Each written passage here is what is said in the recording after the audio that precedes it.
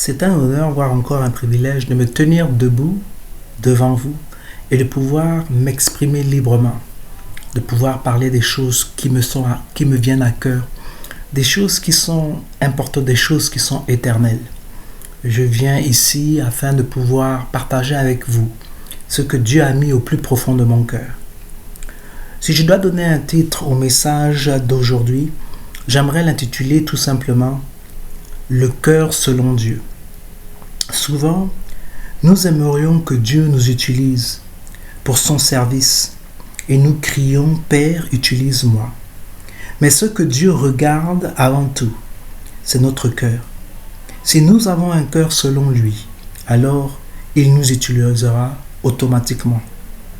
David, alors qu'il n'était qu'un simple berger, a su toucher le cœur de Dieu par son caractère, si bien que parmi d'autres personnes plus importantes, Dieu le choisit pour être roi. Dans 1 Samuel, chapitre 16, verset 1, la Bible déclare que l'Éternel dit à Samuel : « Quand cesseras-tu de pleurer sur Saul ? Je l'ai rejeté, afin qu'il ne règne plus sur Israël. Remplis ta corne d'huile, et va, je t'enverrai chez Isaïe, Béthlémite, car j'ai vu parmi ses fils celui que je désire pour roi. » Pourtant, David, à la vue des hommes, n'avait rien d'un roi. Berger, dernier né d'une grande famille et jeune, si bien que son propre père et Samuel, qui devait le oindre, n'avaient même pas pensé à lui. Dieu ne regarde pas à ce que les hommes regardent, mais au plus profond de la personnalité. Si nous voulons être utilisés par Dieu, alors cherchons d'abord à avoir un cœur qui plaît à Dieu. Si nous étudions le caractère de David, alors nous pouvons savoir ce qui a touché le cœur du Père et qui l'a amené à le choisir pour l'utiliser. J'aimerais pouvoir insister en ce moment sur le fait que David avait un cœur reconnaissant. La première chose que nous connaissons tous sur David, c'est qu'il avait un cœur d'adorateur. Il ne cessait de louer Dieu et de lui rendre grâce pour tous ses bienfaits. Dieu prend plaisir à voir une communion avec ses enfants. La louange et l'adoration touchent particulièrement le cœur de Dieu. Il a vu que David n'était pas un homme ingrat, mais qu'il était toujours reconnaissant pour toutes les grâces que Dieu lui faisait. Nous pouvons lire cela dans Psaume chapitre 103 au verset 2. « Mon âme bénit l'Éternel et n'oublie aucun de ses bienfaits. » 2. David avait aussi un cœur soumis et patient. David était oint pour régner, mais le temps de Dieu n'était pas encore venu pour lui.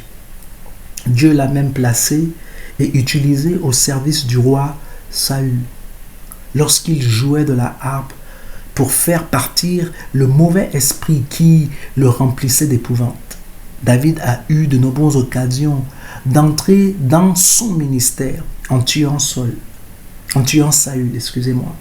mais il ne l'a jamais fait, car il est resté soumis à l'autorité de celui qui venait de Dieu, et il a attendu le temps choisi par Dieu.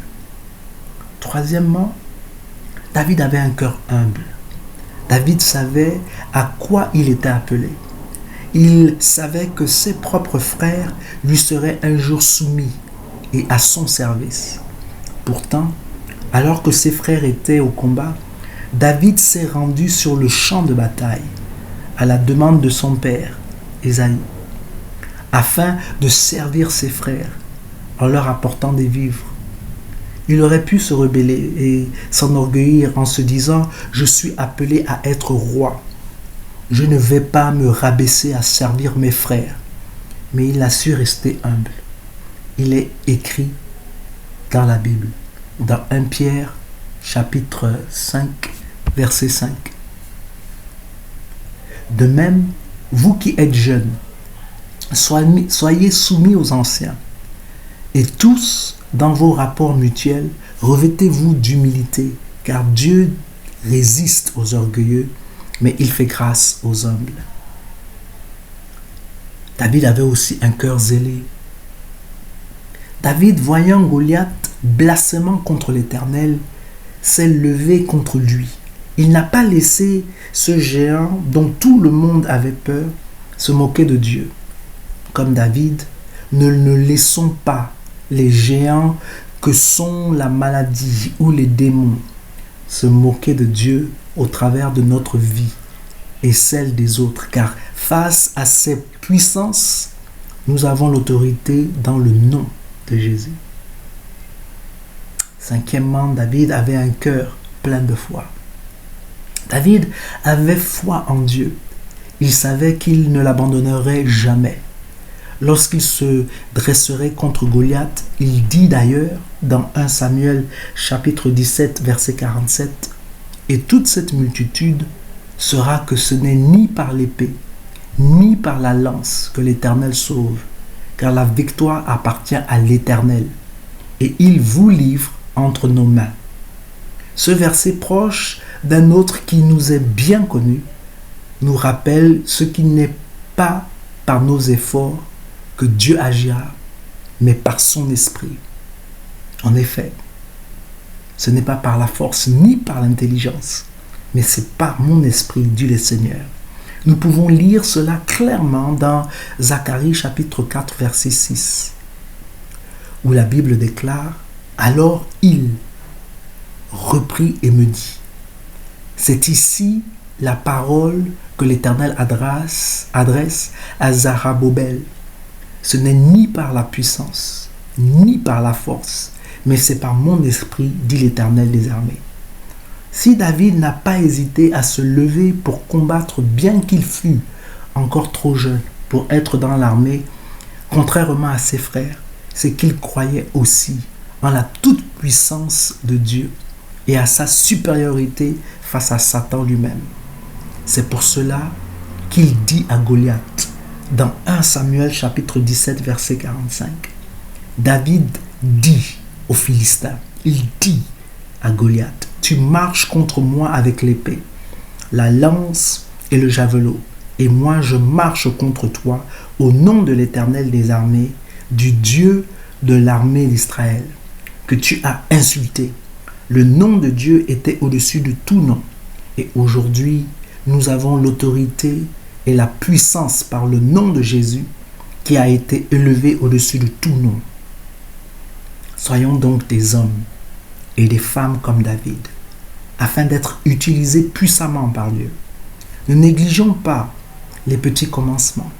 David a d'abord été berger, temps pendant lequel Dieu l'a formé au combat. Plus tard, au service de Saül, il a mis en pratique la patience et l'humilité. Si, comme David, nous savons être fidèles et intègres dans les petites choses, Dieu lui-même nous en donnera de plus grandes. Enfin, sachons ne pas précipiter les choses. Dieu, en son temps, donnera son onction et en son temps saura nous utiliser.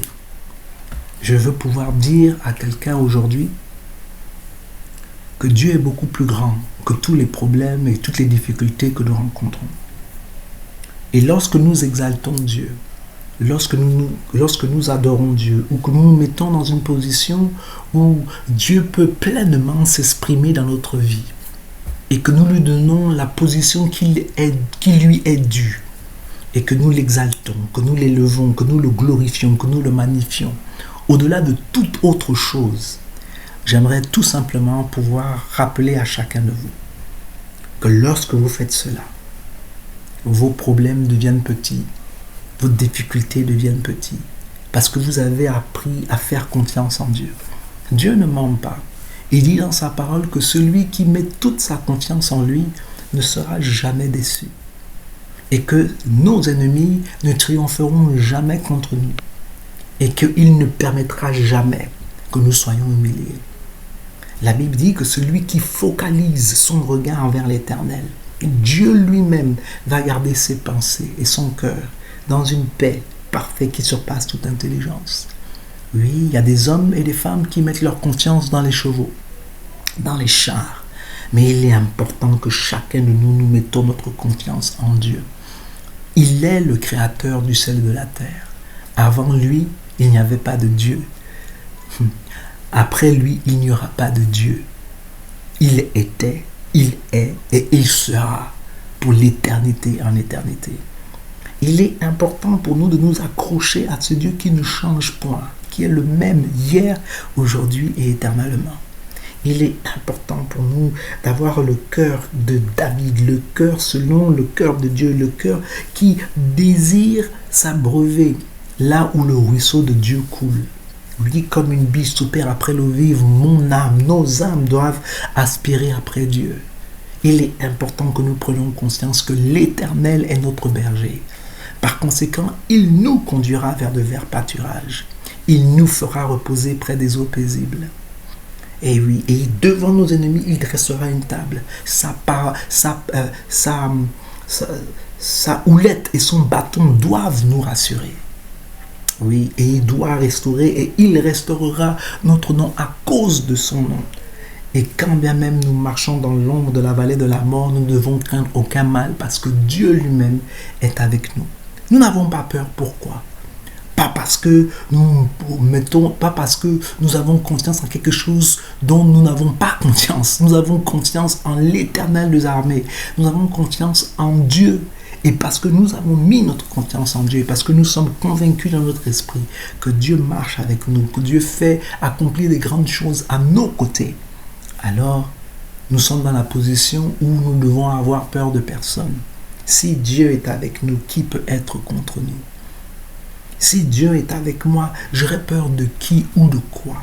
La réponse est de personne, parce que Dieu est à mes côtés, parce que Dieu manifeste sa gloire, Dieu glorifie son nom. Je veux encourager quelqu'un aujourd'hui qui m'écoute en vous faisant comprendre que le temps est arrivé d'exalter Dieu, de glorifier Dieu et de magnifier Dieu plus que toute autre chose. Et vous allez vous rendre compte que toutes les choses qui vous embêtent, toutes les choses qui sont autour de vous vont se dissiper. Parce que le Dieu que nous servons est en effet un grand Dieu. Que Dieu vous bénisse au nom de Jésus. Amen.